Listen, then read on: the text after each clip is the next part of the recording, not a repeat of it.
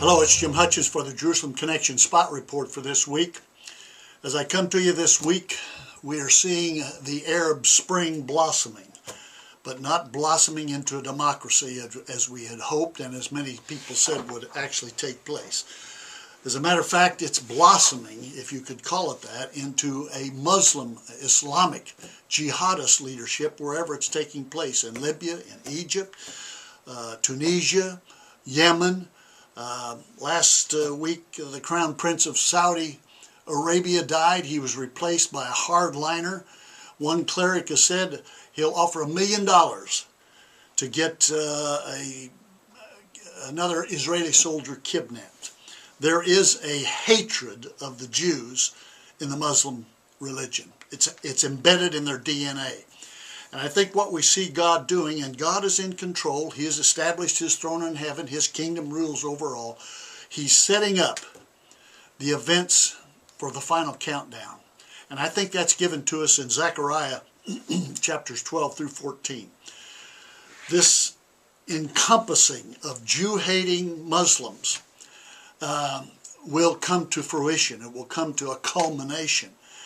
And the scriptures speak of that. Zechariah 12 says this regarding Jerusalem: I'm going to make Jerusalem a cup that sends all the surrounding nations reeling.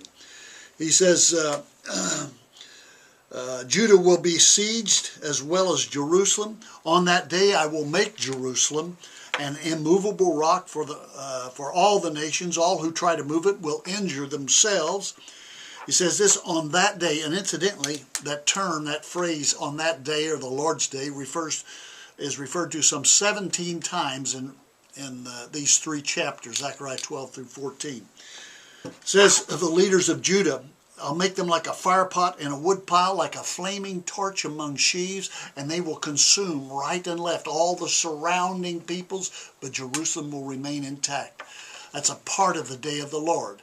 It's a season, it's just a period, and then that turns the world against Israel. The Jew haters of the world beyond Islam come against Israel. And it says in chapter 14, the day of the Lord is coming, when I will gather all nations to Jerusalem to fight against it. The city will be captured, the houses ransacked, the women raped, half the city will go into exile, but the rest of the people will not be taken from the city. Then Yahweh will go out and fight against those nations as He fights in the day of battle. On that day, His feet will stand on the Mount of Olives east of Jerusalem. There is a culmination, there is a build-up to this ultimate combat, ultimate devastation that takes place. As a matter of fact, it's during this time where Revelation chapter 9 says that there will be 1/3 of mankind is destroyed. That's 2 million plus people. But there will be a remnant of believing Jews, a remnant of believing Christians. And how will they be saved in the midst of all that? They'll be saved the same way that God saved Shadrach, Meshach, and Abednego when they were tossed in the fiery furnace. It was so hot that those soldiers who stoked that fire were consumed by that fire. And yet it says of the three Hebrew children, Shadrach, Meshach, and Abednego, when they came out of it, the fire had not harmed their bodies, nor was hair of their heads singed. Their robes were not scorched, and there was no smell of fire on them. Only God can do that. Only the God of Israel, the God of the Christians, Yahweh, can do that. And how will He do it? Jesus said this in Luke chapter 21, verse 36.